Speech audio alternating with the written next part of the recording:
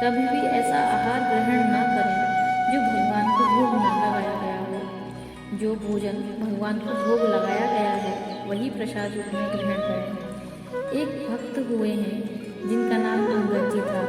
वैसे तो वे स्वभाव से पहले नास्तिक प्रवृत्ति के थे, लेकिन उनकी पत्नी भगवान की भक्त थी।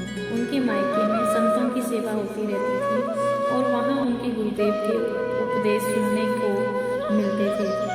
विवाह के बाद जब वे अंगद जी के साथ ससुराल आई तो देखा कि वहाँ राज वैभव तो था, ना किसी संत का दर्शन संभव था, ना किसी संत का आना जाना, ना भगवत चर्चा होती थी और ना ही सत्संग। रानी बहुत व्याकुल हो गई। उन्हें मायके में रोज सदगुरु भगवान के दर्शन होते रहते थे, लेकिन यहाँ भक्ति का कोई भी वातावरण नहीं था। हालांकि अंगद जी की एक विशेषता थी, वे अपनी पत्नी को भगवत भक्त मानकर बहुत श्रद्धा करते थे और उनके भक्ति मार्ग में कोई विरोध नहीं करते थे। लेकिन स्वयं न तो भक्ति का आचरण करते थे, न संत महात्माओं के प्रति कोई श्रद्धा रखते थे और न ही भगवान की आराधना करते थे। काफी दिनों तक संतों के दर्शन न होने के कारण रानी अत्यंत व्याकुल हो गई। उन्होंने अपने मायके पत्र लिखकर प्रार्थना की कि सद्गुरुदेव भगवान से निवेदन करें कि कृपा करके एक बार यहाँ पधारें और दर्शन दें, क्योंकि मैं यहाँ से बाहर नहीं जा सकती और मेरे पति संतों के प्रति श्रद्धावान नहीं है। जब मायके के राज परिवार ने गुरुदेव से प्रार्थना की तो वे करुणामय होने के कारण आने के लिए सहमत हो गए। गुरुदेव के आगमन से रानी अत्यंत हर्षित हो गई। उन्होंने चरणामृत ग्रहण किया, आरती उतारी, भोग अर्पित किया और गुरुदेव को आसन पर विराजमान किया। फिर वे धीरे धीरे उन चरण दबाने लगे। इतने में अंगद जी वहाँ आ गए और अपनी रानी को किसी संत के चरण पकड़े हुए देखा। यह दृश्य देखकर वह क्रोधित हो गई और संत भगवान से बिगड़ने लगे। रानी के तो होश उड़ गए। इतनी प्रार्थना के बाद गुरुदेव स्वयं पधारे थे और अब उनके पति ही उनका अपमान कर रहे थे, लेकिन गुरुदेव ने रानी की ओर देखकर शांत रहने का संकेत दिया। फिर उठे और वहां से चले गए। रानी ने दृढ़ संकल्प लेते हुए कहा, तो मैं अपना जीवन नहीं रखूंगी। जब मेरे गुरुदेव भगवान का अपमान हो गया तो न मैं तुम्हारा स्पर्श करूंगी, न तुमसे कोई वार्तालाप करूंगी, ना ही तुम्हारे घर का अन्न जल ग्रहण करूंगी। मैं अपने शरीर को नष्ट कर दूंगी, क्योंकि मेरे ही बुलाने पर मेरे गुरुदेव का अपमान हुआ। अंगद जी अपनी पत्नी का अत्यंत आसक्त थे। उनकी यह प्रतिज्ञा सुनकर उनका हृदय व्याकुल हो उठा। उन्होंने भी अन्न जल का त्याग कर दिया। जब कई दिन बीत गए तो वे अपनी पत्नी के चरण पकड़कर बोले, तुम जानती हो कि मैं तुम्हारे बिना नहीं जी सकता।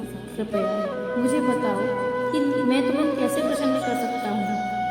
रानी ने कहा, यदि तुम सच में मुझे प्रसन्न करना चाहते हो तो हमारे गुरुदेव भगवान के चरण पकड़कर उनसे क्षमा याचना करो, उन्हें मनाकर वापस लाओ और यहाँ आकर उन्हें भोग लगवाओ। यदि वे यहाँ भोग ग्रहण कर लें तो हमारी दिनचर्या फिर से पूर्ववत हो जाएगी।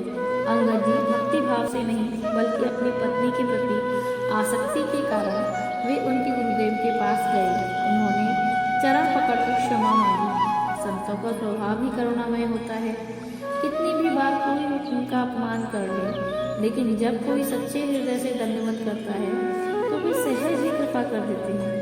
गुरुदेव उनके साथ जाने मान गए। दोनों ने मिलकर उनके चरण धोए, भोग लगाया और चरणामृत ग्रहण किया। हालांकि अंगद जी यह सब भक्ति से नहीं बल्कि अपनी पत्नी को प्रसन्न करने के लिए कर रहे थे। लेकिन जैसे ही गुरुदेव का चरणामृत ग्रहण किया, उनके हृदय में पश्चाताप होने लगा। वे सोचने लगे, मैं कितना नास्तिक रहा, संतों के प्रति कितनी दुर्भावना रखता था, और देखो ये संत कितने कृपालु हैं।